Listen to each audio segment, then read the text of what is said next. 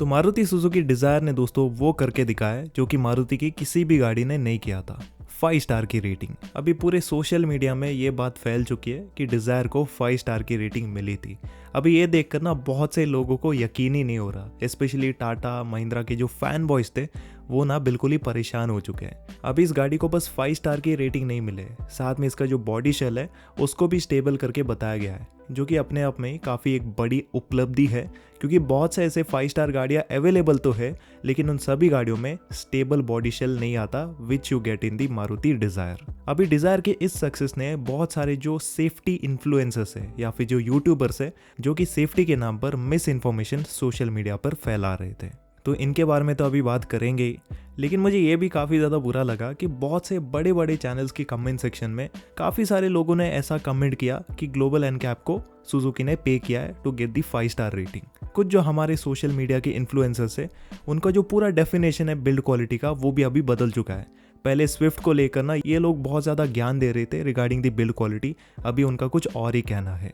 कुछ ऐसे भी लोग हैं जो कि ऐसे नॉनसेंसिकल कमेंट्स भी कर रहे हैं।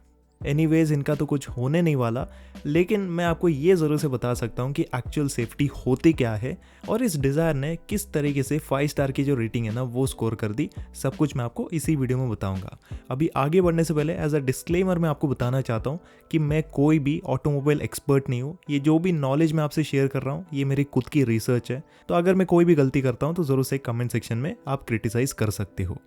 अभी जब हम सेफ्टी के बारे में डिस्कस करते हैं तो ये जो हमारे सेफ्टी इन्फ्लुएंसर्स है या फिर जो यूट्यूबर्स है, ये लोग कंटेंट के नाम पर कुछ एक्सीडेंटल गाड़ियों की वीडियो क्लिप्स या फिर पिक्स को दिखाकर ऐसे खुद ही डिसाइड करेंगे कि क्या ये गाड़ी सेफ है या फिर अनसेफ है। इनके हिसाब से अगर गाड़ी के एक्सटीरियर में बहुत ज़्यादा डैमेज हुआ तो ये गाड़ी अनसेफ है, अगर एक्सटीरियर प्रॉपर है तो ये गाड़ी सेफ है। वाह क्या बात है, मतलब ये होती है नॉलेज। और इस पूरे एक्सटीरियर डैमेज को ये बिल्ड क्वालिटी का नाम देते हैं, विच इज़ कम्प्लीटली रॉन्ग। अभी सबसे पहले आपको बिल्ड क्वालिटी और सेफ्टी को एक साथ मिक्स नहीं करना, ये दोनों टर्म्स बहुत ही अलग है। बिल्ड क्वालिटी दोस्तों होती है आपकी कार की ओवरऑल बनावट, लाइक आपकी कार की एक्सटीरियर शीट मेटल क्वालिटी कैसी है, उसके ऊपर आपको पेंट फिनिश कैसी मिलती है, ओवरऑल पैनल गैप्स को किस तरीके से मैनेज किया गया है, interior plastic quality, bumpers, fit finish overall आपको कैसी मिलेगी। इन सभी चीज़ों को कंसिडर करने के बाद दोस्तों आती है बिल्ड क्वालिटी।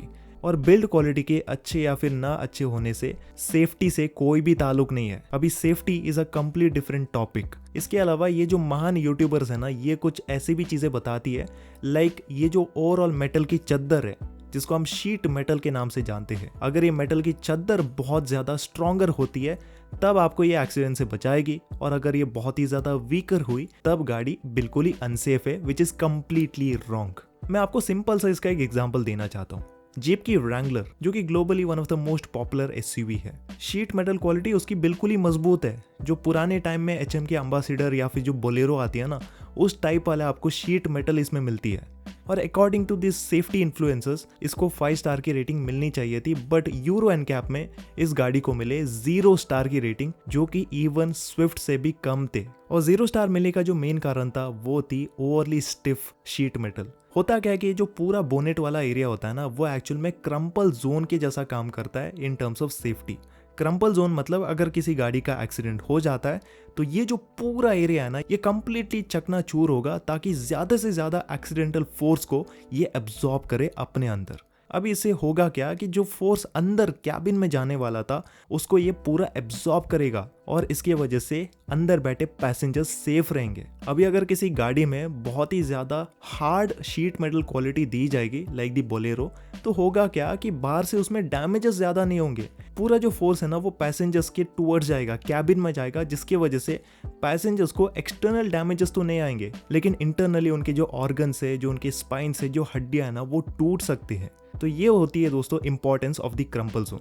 अभी मारुति के अंदर क्या था कि ये जो पूरा क्रम्पल जोन था ना ये बहुत ही ज़्यादा लाइटर था। बहुत से लोग इसको कार्डबोर्ड वाली गाड़ी बताते थे, but let me tell you one thing कि ये जो पूरी हल्की शीट मेटल थी ना ये स्टिल बेहतर है आपकी बहुत ही ज़्यादा स्ट्रॉन्गर शीट मेटल से, जो कि आपको बोलेरो जैसी गाड़ियों के अंदर मिलती है।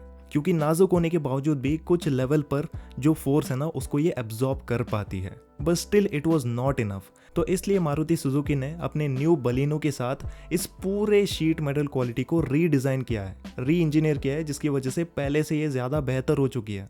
अभी ये ज़्यादा हल्की भी नहीं है और ओवरली स्ट्रॉन्गर भी नहीं है, बिल्कुल ही आपको सेंटर वाला कॉम्बिनेशन मिलेगा जैसे कि आपको टाटा की गाड़ियों में मिलता है। तो ये एक सिंपल रीज़न है जिसकी वजह से डिज़ायर ने अच्छी खासी रेटिंग स्कोर कर दी।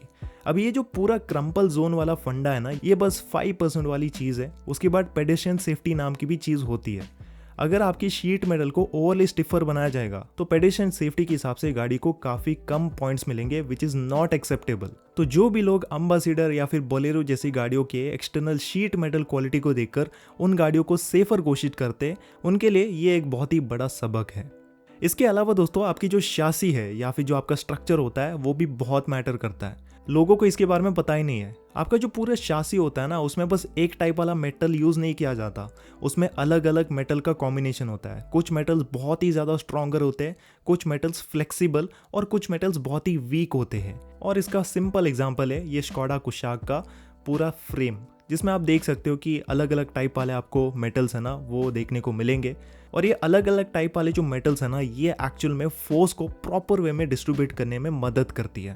एक तो ये गाड़ी को इंटैक्ट रखेगा, सेकेंडली जो एक्स्ट्रा फोर्स है ना उसको कैबिन में छोड़ने के बजाय ये पीछे के साइड में पास करता है, जिसकी वजह से कैबिन में बैठे सारे पैसेंजर बिल्कुल ही सेफ होते हैं।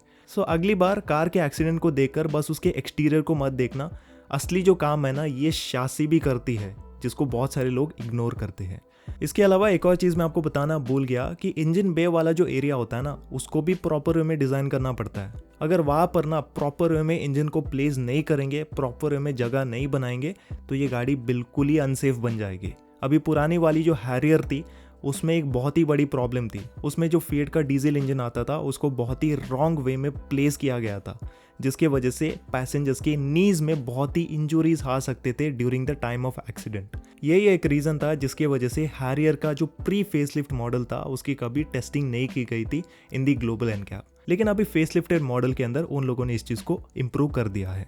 इवन डिज़ायर के अंदर भी ये वाला जो पोर्शन है ना वो आपको काफ़ी अच्छा मिलेगा। और इवन ये जो हार्टेक वाला प्लेटफॉर्म है ना ये भी टाइम के साथ काफ़ी इम्प्रूव हो चुका है। इसके अलावा दोस्तों, जो आपके सेफ्टी फीचर्स होते हैं, चाहे वो आपके एक्टिव या फिर पैसिव सेफ्टी फीचर्स हो, वो भी सेफ्टी रेटिंग के हिसाब से बहुत मैटर करते हैं।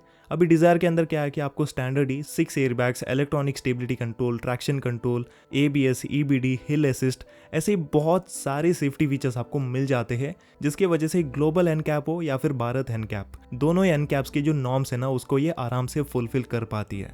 तो डिज़ायर के अंदर कहीं ना कहीं बढ़िया सेफ्टी फीचर्स मिलते हैं, जिसकी वजह से 5 स्टार की रेटिंग इसने आराम से स्कोर कर दी। और लास्ट में दोस्तों, स्टेबल बॉडी शेल के बारे में भी बात करते हैं, क्योंकि बहुत से लोगों को इसके बारे में पता ही नहीं है। अभी यूजुअली होता क्या है कि ग्लोबल एनकैप के अंदर गाड़ी को 64 kmph की स्पीड पर टेस्ट किया जाता है, और ये जो पूरी सेफ्टी रेटिंग होती है ना ये बस 64 kmph की स्पीड तक ही आधारित है। उसके बाद क्या होगा इसके बारे में किसी को पता नहीं। अभी स्टेबल बॉडी शेल का बस इतना ही मतलब है कि 64 kmph की बियॉन्ड भी, मान लो कि अगर 70-75 के स्पीड में भी अगर कोई एक्सीडेंट हो जाता है डिज़ायर का, तो उस कंडीशन में भी ये गाड़ी सेफ ही निकल कर आएगी। अभी वरना में क्या था कि 64 kmph की स्पीड पर ही उसके बॉडी शेल को अनस्टेबल बताया गया था। अभी इसका मतलब इतना ही है कि 64 kmph तक ये गाड़ी सेफ ही होगी, लेकिन उसके बाद मान लो कि अगर 70 की स्पीड में जाती है तो तब ये जो 5 स्टार की सेफ्टी है ना ये आपको नहीं मिलने वाली। तो ये कुछ ऐसे हिसाब किताब है जो कि मैं आपको बताना चाहता था। अभी अगली बार सेफ्टी के नाम पर आप बिल्ड क्वालिटी का नाम बिल्कुल भी मत लेना। बिल्ड क्वालिटी एक अलग चीज़ होती है, सेफ्टी एक अलग चीज़ होती है। मुझे पता है कि मैंने प्रॉपर वे में एक्सप्लेन नहीं किया, क्योंकि अगर मैं सब कुछ डिटेल में बताना शुरू कर दूंगा तो ये वीडियो काफ़ी ज़्यादा लंबी हो जाएगी।